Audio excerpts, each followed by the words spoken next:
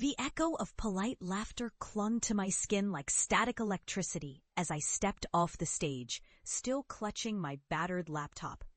They hadn't meant to be cruel, not all of them, but I heard the disbelief scattered in their voices, iron filings drawn to a magnet, every chuckle confirming what I'd feared and what I'd tried to silence for months. A Soundscape app? You want money for that? I never did well under fluorescent lights. They made every bead of sweat on my forehead shimmer. Investors sipped their sparkling water, murmuring to each other, pushing their glasses up their noses as they delivered those diplomatic kill shots. We don't see a scalable market fit. What about Spotify? Show us something tangible.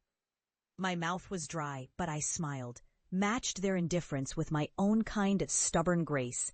The pitch room stank of citrus air freshener and lost hope. I left the incubator co-working space in downtown LA as a nobody, weaving through skinny 20-somethings in ironic t-shirts and sandals, clutching keyboards, talking about Series B, IPOs, and user engagement. The California sun hit my face, and for a second, I wondered if I'd sunk too deep for rescue.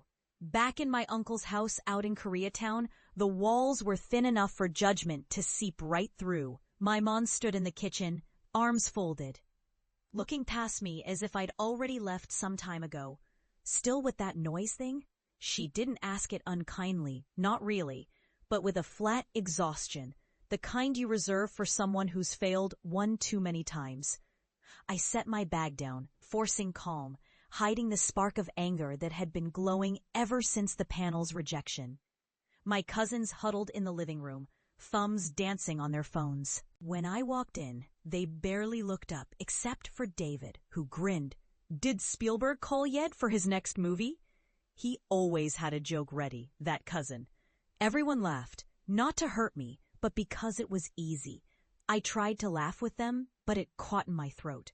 I learned over that summer how loneliness can be loud in a house that's always bustling. I worked nights, slouching over my screen as my computer wheezed. I assembled cityscapes and rainstorms, orchestrating worlds out of frequency and silence. I bartered hours of sleep for another run-through, another variant of a single effect, even as my friends told me, get a real job. Every weekend, we'd eat together in the tight, stuffy dining room. My aunt would ask about my old college friends, each question frozen, a little jab. Didn't Min get that job offer from Apple? Have you talked to Jason? He's doing CPA? I nod and focus on my rice. Silence was safer than trying to articulate everything I felt, the pulse of possibility inside me, the fury at how easily others traded their dreams for something that looked like safety. Nights in LA were different from other cities, especially for someone obsessed with noise. The throb of distant traffic, a radio drifting from an open window. I'd stare up at the stippled ceiling and replay those pitch room snickers.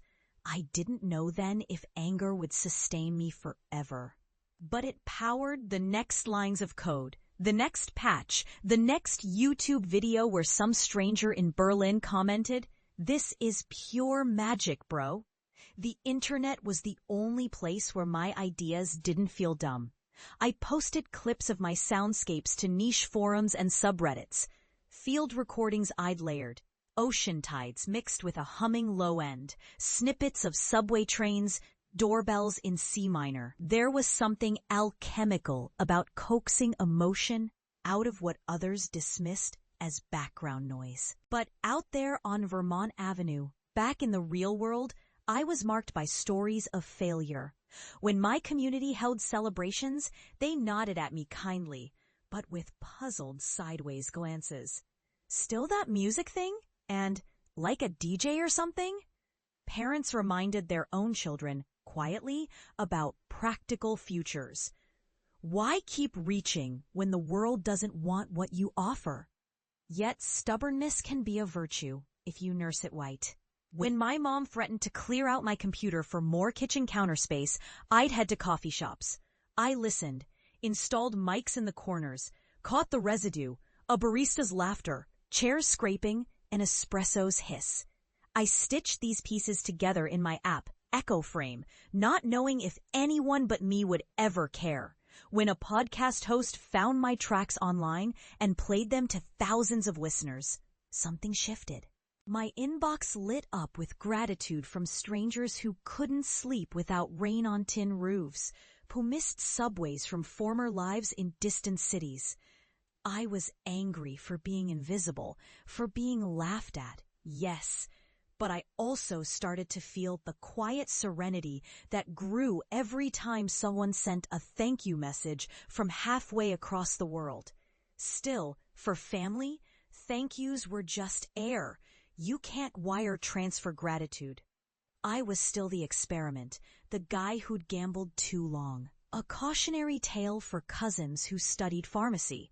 Some doors slammed, others creaked open. An indie game studio messaged me.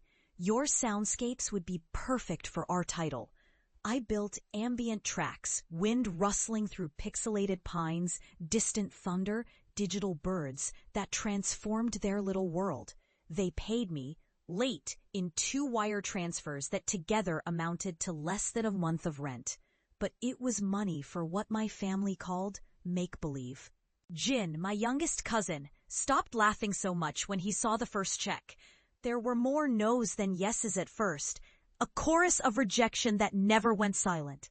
But I held on to those yeses, stacking them like small, precious stones. When Echo Frame finally launched on the App Store, I was so nervous I couldn't eat. I watched the download count crawl up. 1, then 5, then 24. Not viral, just alive.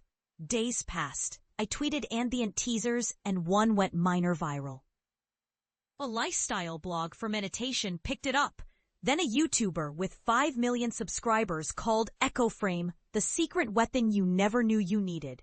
Suddenly, every morning I woke to an inbox flooded with stories, insomniacs, new parents, artists, writers, all attaching their lives to the beds of sound I'd woven. The download numbers bloomed, carried by word of mouth and something more private, some hunger for calm in a cacophonous world.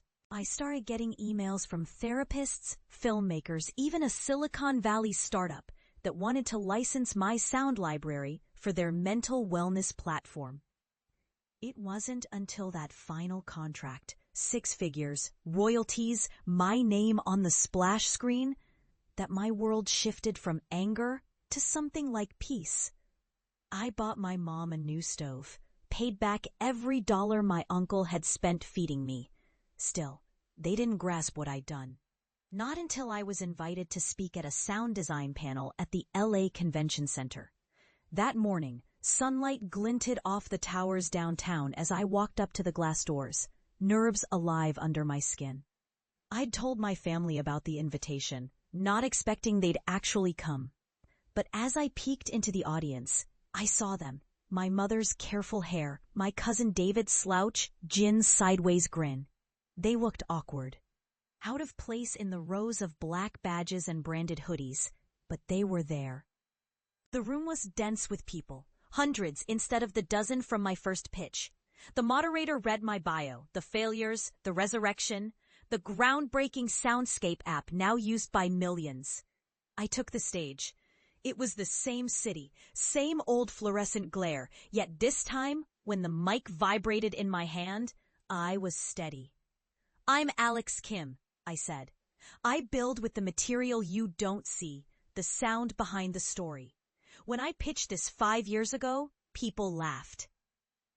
Now Echo Frame is helping people sleep, create, remember, grieve. Sometimes your ridiculous dream just needs more time to be recognized. The crowd's applause rose, not polite, not measured, but wild. I caught my mom's eyes. She wasn't smiling. She was crying. My uncle, always stern, blinked fast and then looked away, jaw set. My cousins stared with a blend of pride and something more, bewilderment, maybe even awe. After my talk, film producers and app designers circled, swapping cards, eager. But it was the moment with my family behind the curtain that anchored me. My mother tugged at my sleeve, tentative, her voice shaking. "People really like what you made," she said, marveling. "They want your noise." Her laughter was watery, full of apology and relief.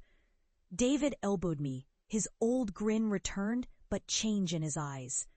"So you're famous now?" I shrugged, swallowing a knot in my throat. Just finally doing what I love. No more, no less. Outside, the sky paled, and the city's sound pressed in. Car horns, street vendors' calls, a chopper's distant chop.